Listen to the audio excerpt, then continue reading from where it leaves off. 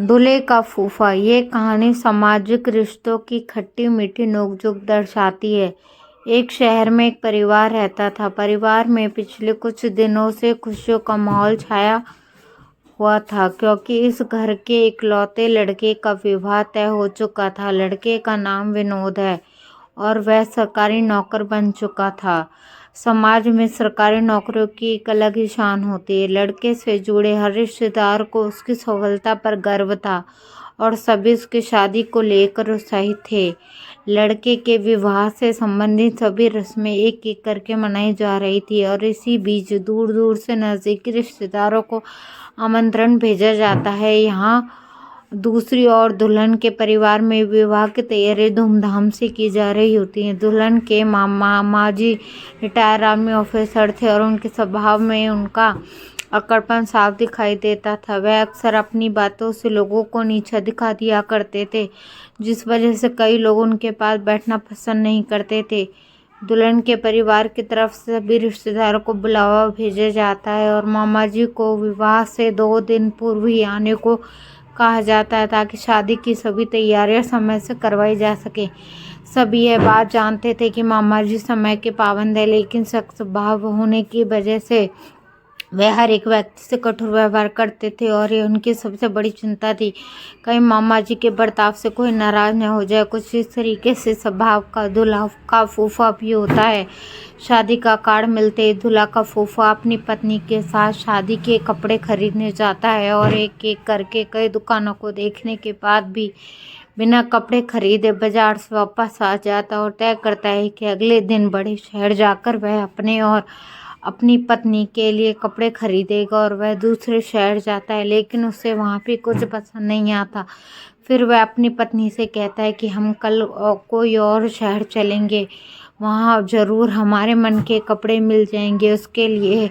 इस बर्ताव से उसकी पत्नी नाराज़ हो जाती है और कहती है, तुम्हारी शादी है क्या जो इतनी छानबीन करके कपड़े ले रहे हो, और चुपचाप यहीं से कपड़े लेकर चलो, नहीं तो मैं शादी में नहीं जाऊंगी। और मजबूरीवश उसे वहीं से कपड़े लेने पड़ते हैं। और यहाँ दूसरी ओर दुल्हन के मामा शादी के हफ्ते पहले ही लड़की वालों के यहाँ जाते हैं और शादी की तैयारियों का जायजा लेने लगते हैं। तभी अचानक उन्हें पता चलता है कि अभी तक शादी में खाना बनवाने के लिए हलवाई नहीं मिला है। और यह बात सुनते ही मामा जी को गुस्सा आ जाता है और दुल्हन के पिताजी को खरी खोटी सुना देते हैं और कहते हैं, आपने मुझे पहले क्यों नहीं बताया, मैं हलवाई अपने साथ ही ले आता।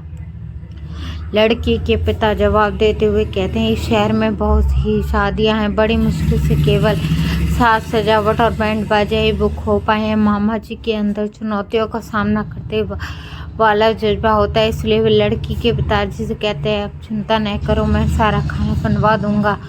मैं आर्मी के 3 साल खाने में मेज का चार्ज हूँ और मुझे लोगों को एक साथ बनवाने का अनुभव है। लड़की के पिता मामा जी की बात सुनकर निश्चिंत हो जाते। लड़की का फूफा अपनी पत्नी की नाराज़गी की वजह से कपड़े तो ले लेता है, लेकिन वह मन में तय करता है, जूते लेने तो मैं अपनी मर्जी से दूसरे शहर को जाऊंगा। वह अपनी पत्नी को बिना बताए अगले दिन दूसरे शहर निकल जाता है और कुछ दुकानें घूमने के बाद उसे उसके मन के जूते नजर आ जाते हैं और वह बहुत ही शानदार जूते खरीद कर ले आता है।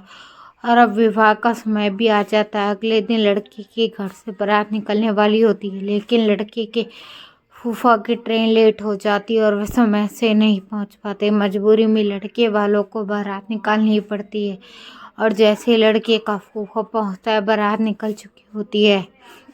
दरअसल यात्रा के दौरान इनके मोबाइल में नेटवर्क भी नहीं होता, इसलिए वह अपने विलम्ब की सूचना नहीं दे पाते थे। लेकिन बारात उन्हें लिए भी नहीं चली गई थी और इस बात से वह बहुत नाराज हो जाते हैं। लेकिन विवाह में उनका अनिवार्य है, क्योंकि कई रस्में उनके साथ जुड़ी हुई थी। सभी के मनाने पर फूफा बारात जाने को तैयार हो जाते हैं।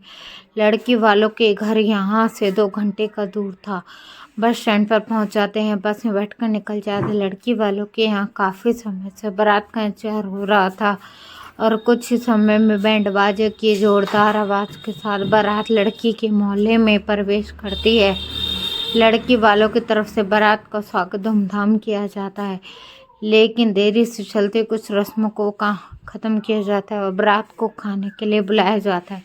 बारात में काफ़ी लोग होते हैं और लड़की की तरफ से भी कई लोग विवाह में शामिल होने आए होते हैं। लड़की के मामा खाने की तैयारी में जुटे होते हैं। जैसे ही खाना प्रारंभ होता है कुछ समय में खाने में कमी आती है और कई लोग लाइन लगाकर खड़े हो जाते हैं। खाने में कमी से लड़कों के पिता को चिंता हो जाती है और वह मामा जी के पास जाकर कहते थोड़ी जल्दी करिए, बाराती लाइन लाए खड़े हैं। मामा जी अपनी रात दिखाते हुए कहते हैं मैं हलवाई नहीं हूँ। उन्होंने कहा थोड़ा इंतजार करें और यहाँ बारातियों में खाने के लिए भगदड़ मची होती है। दूल्हे का फूफा थका हारा पहुँच जाता है, लेकिन सभी खाने में इतने व्यस्त होते हैं कि उनकी तरफ किसी का ध्यान नहीं जाता और वह मुंह फुलाकर किनारे की कुर्सी पे बैठ जाता है। तभी वहीं से लड़की के पिताजी गुजरते हैं और वह उनसे पूछ बैठते हैं आप किसकी तरफ से आए हैं। लेकिन लड़की के फूफा क्रोध से भरे होते और चिल्लाते हुए कहते हैं मैं आसमान से आया हूँ।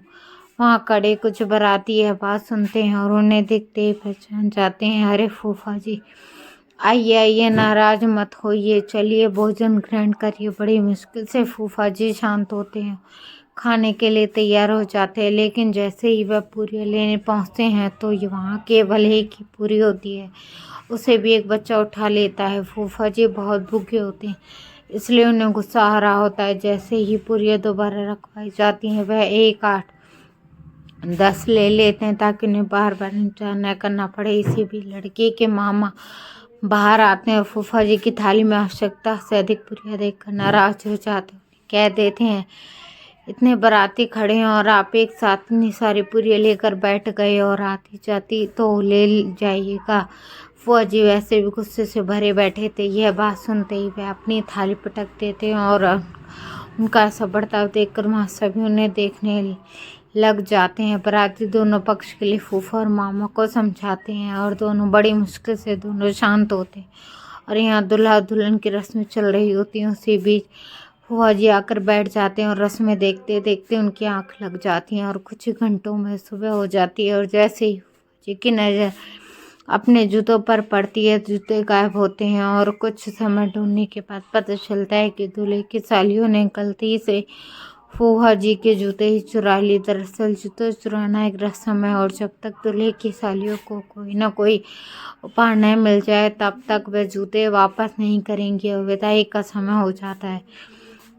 फूफा जी बिना जूतों के इंतजार में बैठे होते हैं। दूल्हा विदाई के समय जैसे ही गाड़ी में बैठता है सालियों की नजर दूल्हे के जूतों पर पड़ती है और उन्हें ताज्जुब होता है। दूल्हे राजा के जूते चुरा लिए थे, फिर उन्होंने किसके जूते पहने हैं। थोड़ी देर में सालियों को पता चलता है कि तो फूफा जी के जूते। और साली जैसे ही दूल्हे की उपहार मांगने जाती है वह उन्हें छेड़ते हुए कहता है तुम लोगों ने जिसके जूते चुराए हैं उपहार भी वही देगा। और सालियाँ फूफा जी से उपहार की जिद करने लगती है।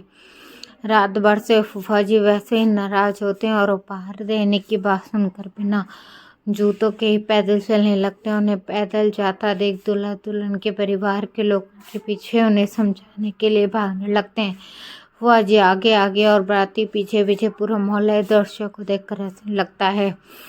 मजबूर हो गए। तभी लड़की के पिताजी ने फूफा जी के सामने हाथ जोड़ते हुए कहा आप तो बड़े हैं समझदार हैं, नादानी में हमसे कुछ भूल हो गई हो तो हमें क्षमा करें और ये लीजिए अपने जूते। और फूफा जी जल्दी से अपने जूते पहन लेते हैं। लड़के के पिताजी फूफा जी की दुल्हन का कार बैठने पर थाप करते हैं और उनकी बात सुनते ही कार के अंदर बैठकर घुस जाते हैं और इन्हीं के साथ बारात दुल्हन को लेकर रवाना हो जाती है। Thank you.